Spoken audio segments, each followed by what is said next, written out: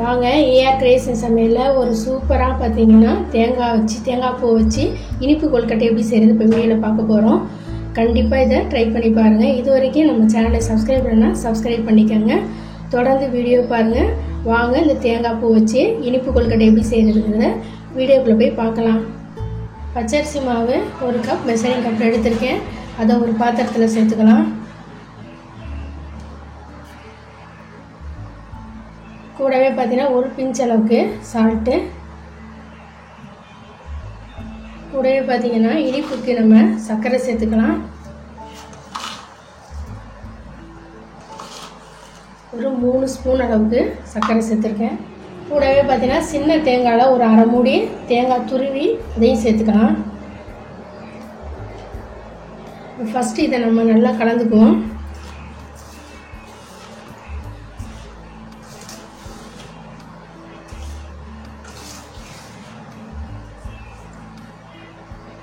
கூடவே பார்த்தீங்கன்னா தேங்காய் எண்ணெய் 1 ஸ்பூன் சேர்த்துக்கோங்க. தேங்காய் எண்ணெய் சேர்க்கறதுனால இந்த கொழுக்கட்டை ரொம்பவே டேஸ்ட்டாக இருக்கும்.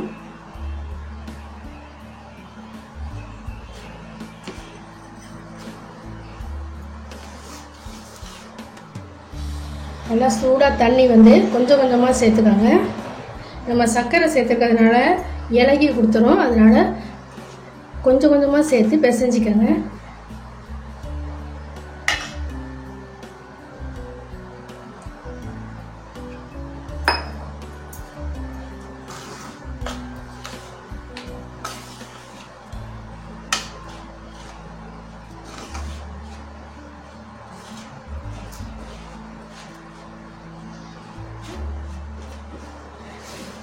விருப்பப்பட்டால் நீங்கள் ஏலக்காய் பவுடர் சேர்த்துக்கோங்க. நான் ஏலக்காய் பவுடர் சேர்க்கலை.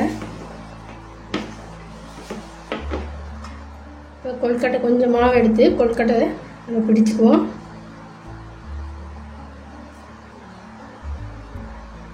இது போல் நம்ம செஞ்சுக்குவோம்.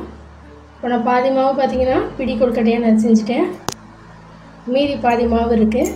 இப்போ நான் இது போல் ஒரு மோல்டு எடுத்திருக்கேன். இப்போ கொஞ்சமாக ஆயில் நம்ம இதில் அப்ளை பண்ணிக்கலாம்.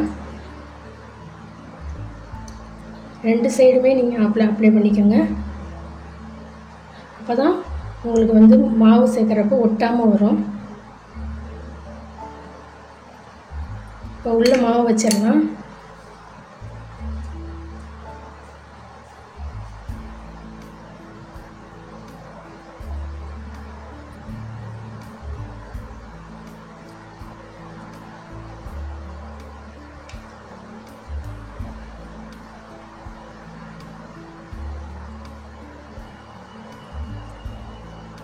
கேப் இடாத மாவு உள்ள வச்சிருங்க.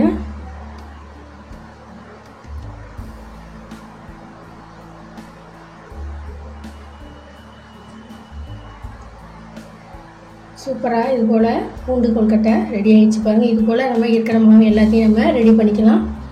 இப்போ எல்லாத்தையும் பார்த்தீங்கன்னா கொழுக்கட்டையை நம்ம பிடிச்சி வச்சாச்சு. இப்போ இட்லி பானையில் இதை சேர்த்து வேக வச்சுருவோம். நான் நல்லா இட்லி பானையில் தண்ணி சேர்த்து நல்லா கொதிக்க வச்சுட்டேன். இப்போ ரெடி பண்ண கொழுக்கட்டையில் இதில் சேர்த்துருவோம். தண்ணி கொதிச்சோன்னே அடுப்பை மீடியம் ஃப்ளேமில் வச்சுக்கோங்க.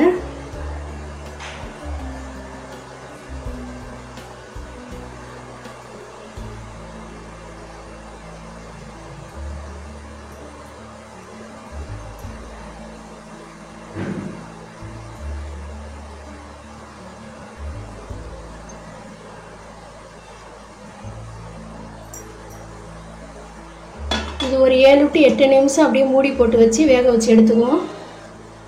ஓப்பன் பண்ணிடுவோம்.